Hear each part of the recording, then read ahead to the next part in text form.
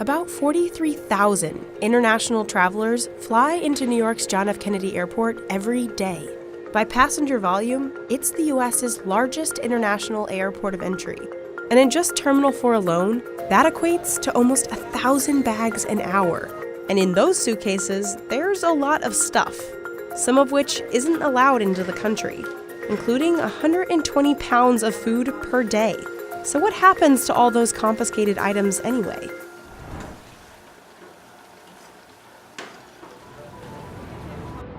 If you flew into JFK in the 90s, getting something into the US was a lot easier. But after 9/11, a conversation started about how to protect the country from dangerous foods, drugs, and people. And US Customs and Border Protection, as it's known today, was formed. You'll generally see two kinds of CBP officials at airports: officers like Steve and agriculture specialists like Ginger. Their job is to find, seize, and destroy millions of items each year that don't belong in the United States. It's a big job, and sometimes it requires a sidekick. A sidekick on 4 legs. This is K9 Spike. Look, Spike.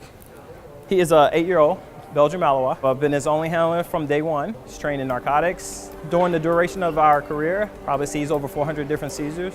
CBP officials like Steve identify high-risk individuals trying to enter into the U.S., as well as drugs and firearms.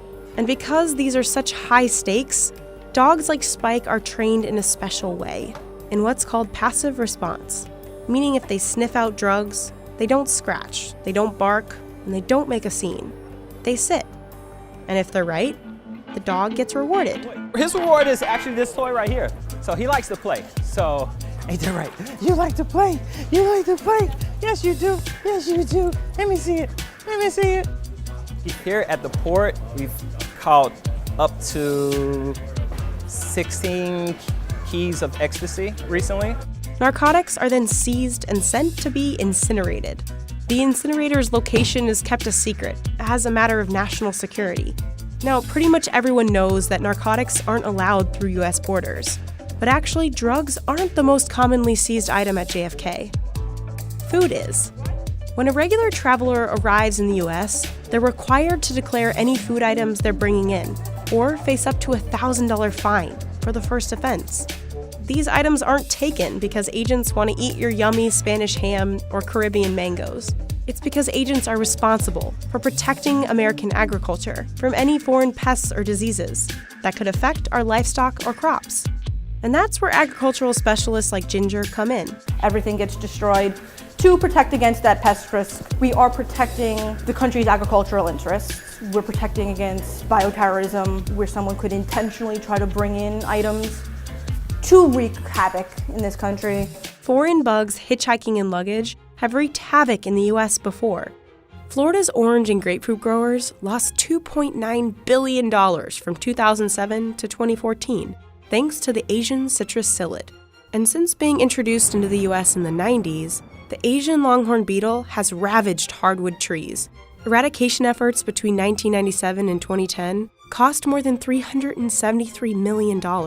In our country, we go into the grocery store and the food is always there. We don't have to look at it for holes or check if it's got some disease on it. It always looks great. So we get kind of spoiled, and we don't really understand the importance of protecting that. So it's crucial that even a single stowaway orange is found and confiscated. But with 34 million annual international passengers to and from JFK, going through each of those bags can seem pretty impossible. For humans, that is. Luckily, they've got a little help from the Beagle Brigade.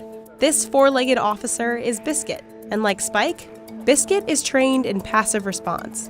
But Biscuit's trained to sniff out food, rather than drugs. They actually learn. They start out with 5 target holders, and then over the years he'll expand. And they retire with sometimes like 150 holders that they know. And Biscuit's pretty good at sniffing. These beagles have an estimated 90% accuracy rate.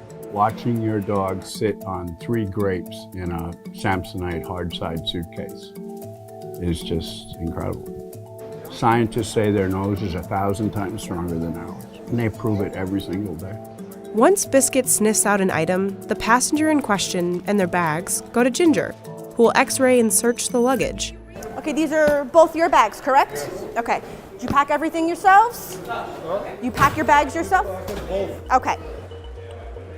Ginger unzips the bag and searches each one by hand.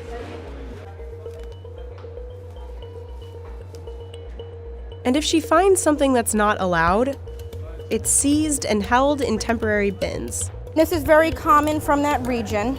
Once you open it all up, you have grape leaves.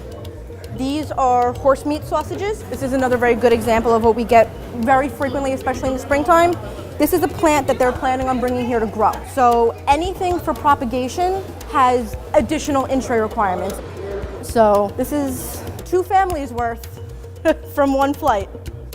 JFK disposes of the contraband food in one of 2 ways, the grinder or the incinerator. Ginger will bag up the seized items and label them based on their final destination. So we're gonna go walk this bin, nice and full from those 2 passengers, down to our contraband room. This is the room where illicit food meets its end.